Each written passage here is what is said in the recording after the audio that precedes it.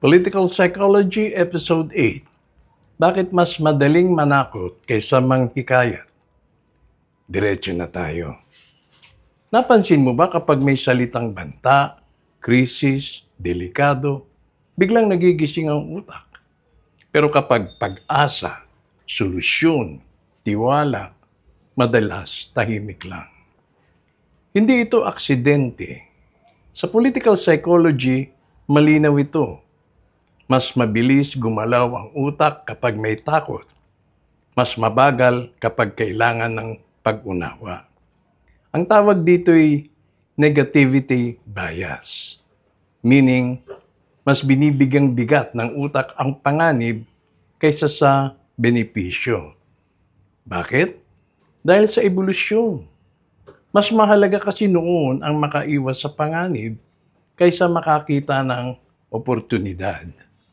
At hanggang ngayon, dala pa rin natin yan. Kaya sa politika, mas madali ang manakot kaysa manghikayat. Kapag takot ka, mas konti ang mga tanong. Mas mabilis ang pagsunod. Mas mahina ang pagtutol.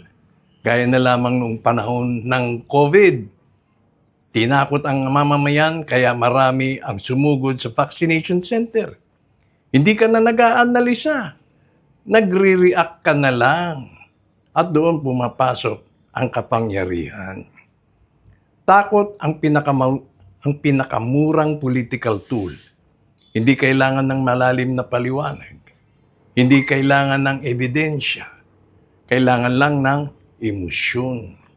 Makikita mo ito sa maraming pulisiya. Halimbawa, kalusugan, bisyo, krimen, seguridad, at siyempre noong false pandemic. Imbis na ipaliwanag ang mga risks, ang mga panganib, at bigyan ka ng informed choice, ang madalas mong marinig ay, kapag hindi ka sumunod, may mamamatay. Kapag hindi ka sumunod, mapapahamak ka. At itong ginagawa namin ay para sa kaligtasan mo. Pero talibas ang mga nangyari. Psychologically effective. Pero may kapalit. Kapag takot ang palaging ginagamit, napapagod rin naman ang utak. Tumataas ang anxiety level ng lipunan at bumababa ang tiwala sa institusyon. At mas delikado pa. Kapag nasanay ka sa takot, tumataas ang tolerance mo sa mali. Kahit mali, okay lang kasi takot ka. Unti-unti, ang pansamantalang hakbang nagiging permanenteng kontrol laban sa iyo. Ngayon, linawin natin. Hindi ibig sabihin na walang silbi ang takot, May tamang lugar nga lamang ito.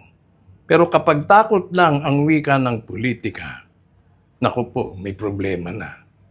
Ang pag-asa kasi, kailangan ng paliwanag, kailangan ng tiwala, kailangan ng respeto sa isip ng tao na mas mahirap, mas mabagal, pero naman mas pangmatagalan.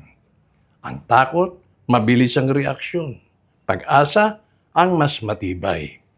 Kaya ang tanong hindi ay, epektibo ba ang pananakot? Ang tanong ay, anong klaseng mamamayan ang binubuo nito? Anong klaseng lipunan ang nalilikha? Kapag lagi kang tinatakot, hindi ka na tinuturuan mag-isip. Tinuturuan ka lang sumunod. At dito nagtatapos ang episode 8 ng Political Psychology. Hindi lahat ng nagsasabing para sa kaligtasan mo ay para talaga sa ikabubuti mo. Minsan, ito ay para sa kontrol, hindi para sa pag-unawa.